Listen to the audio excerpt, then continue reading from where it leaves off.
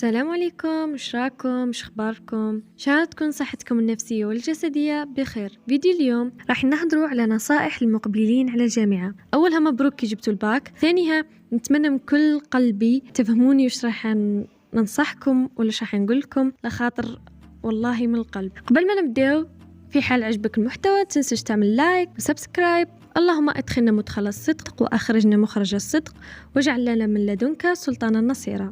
اولا، اعرف هدف تاعك من الجامعة راك رايح تقرأ. اللي حاس بالجامعة بلاصة للحرية المطلقة، ولا حاس بالجامعة المكان راحة والاستجمام، ولا حاس بالجامعة جنة الفردوس، راك غلط. الهدف تاعك هو انك تروح تقرأ، تطور روحك، تبدل العقلية تاعك للأفضل. الجوهر تاعك يبان كي تكون وحدك. إذا بقيت نفس البنادم معناتها راك في الطريق صحيح، أما إذا تبدلت للأسوأ معناتها هذيك هي حقيقتك ولقيت البلاصة اللي توالمك. فراجع روحك. نصيحة ثانية، من الإقامة للجامعة، من الجامعة للإقامة، وخاصة البنات. إلى مثلا كي كملتي قرايتك ولا في النهار اللي ما تقرايش فيه تروحي تخرجي تحوسي تشري ديري أموراتك، ماذا بيك تنقصي هذو الخرجات وماذا بيك يعني تخرجي للضرورة، لأنه قدام الجامعة وقدام إقامة كاين وحوش بشرية وحيوانات بشرية، ناس فارغة شغل، ناس ما عندهاش وش دير في حياتها، ناس عايشة في الفيد، ناس عقولها فارغة لدرجة يقعدوا يعسوا البنات الناس اللي خارجة واللي داخل. فماذا بيك تنقصي الخرجات بزاف باش ما يشفوش عليك، لخاطر كي يشوفوك ماكش مقيمتهم ولا يشوفوك مش ماديتها فيهم يديروك بين عينهم، لخاطر حاسبين البنات كامل يدوها فيهم لسبب ما ماناش عارفين وانا وانتي. ماذا بيك تنقصي الخرجات باش ما يشفاوش عليك، وكي تخرجي زيري روحك، ما تضحكيش، ما تشوفيش فيهم، واللي يتحرج خليه يتحرج، ما تهضريش اصلا معاه، ما تعطي له حتى ردة فعل كأنه ما كانش. ونصيحة من القلب، زيري روحك كي تخرجي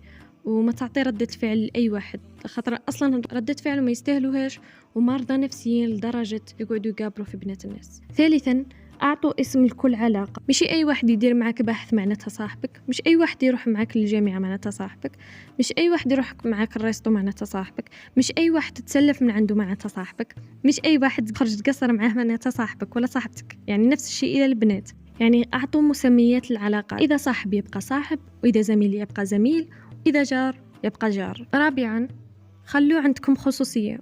مش أي حاجة لازم تحكوها للناس. مش راك جايب معك دراهم، كيفاش عشت في داركم، ماضيك، داركم شكون، خاوتك شكون. بالصح خلي عندكم خصوصية. هذاك الغموض يفرض عليهم الاحترام، لخاطر كانت تخلي حياتك محتوى تهدر به بينك وبين الناس، راح يبداو يسقسوك أسئلة ما لازمش يسقسوها ويدخلوا رواحهم في حوايج ما تخصهمش. خامسا، وحاجة مهمة بزاف، اللي هي ما تحطش روحك في منافسة مع البروف، ما تحطش روحك في منافسة معاهم أصلا، لخاطر البروف ماكش عارف عقليته، واغلبيه ما يتقبلش هذه العقليه انك تقعد تنافسه، انك تفرض رايه عليك وانك تعرف خير منه. اغلبيه ما يتقبلوش هذه الحاجه.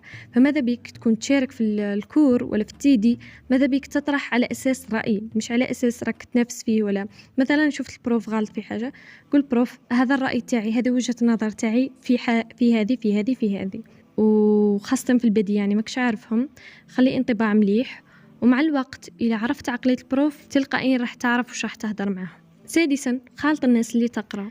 كي تخالط الناس اللي تقرأ، أولا تكسب معارف وتكون ضمن جروب تاع ناس اللي يقرأوا، ثانيا تستفادوا من بعضكم من ناحية معلومات وكذا، وآخرها تكسب سمعة مليحة، لخاطر الناس المستغلين، الناس اللي فارغين شغل، راح يستغلوا الناس اللي ما تقراش. بصح انت كي تكون تقرا وتخالط الناس اللي تقرا، ما كاش اللي راح يستغلك وما كاش اللي راح يدور بيك وما كاش اللي راح يقلل منك. اخر نصيحه وهي احضر لي كور تيدي. اكيد راح تحضروا، بصح لي كور كاينين ناس يقولوا لك باللي كان تحضر تيدي برك راح تطلع عامك، عندهم الحق. هي كان تحضر تيدي برك احتمال تطلع عامك، بصح تحضر الكور باش ما تبقاش راقد في الاقامه. يعني تخيل انسان قاطع مسافه وكيلوات ومن بعد على دارهم وشاقي باش يروح يرقد في الإقامة. يعني كان رحت للإقامة على الأقل تروح دير حاجة تنفعك، خاطر الفراغ في الإقامة مش مليح. الفراغ يفتح عليك أبواب الاستغلال، وهذه الحاجة اللي تديك طريق كما عرفتوا هذيك الطريق. إذا ما تقراش لي كور، على الأقل راح تكون دير حاجة تنفعك باش تريح في الإقامة للفراغ. ممكن هذاك الفراغ راح يوصلك الحوايج ما كنتش حديرهم كان تروح تقرا لي كور، مثلا تلهى بالعلاقات الغير شرعية، مثلا تتكيف. مهم ما تبقاش الفراغ مش مليح أصلا. هذا هما النصائح، إن شاء الله تكونوا استفدتوا ولو بذرة من الفائدة.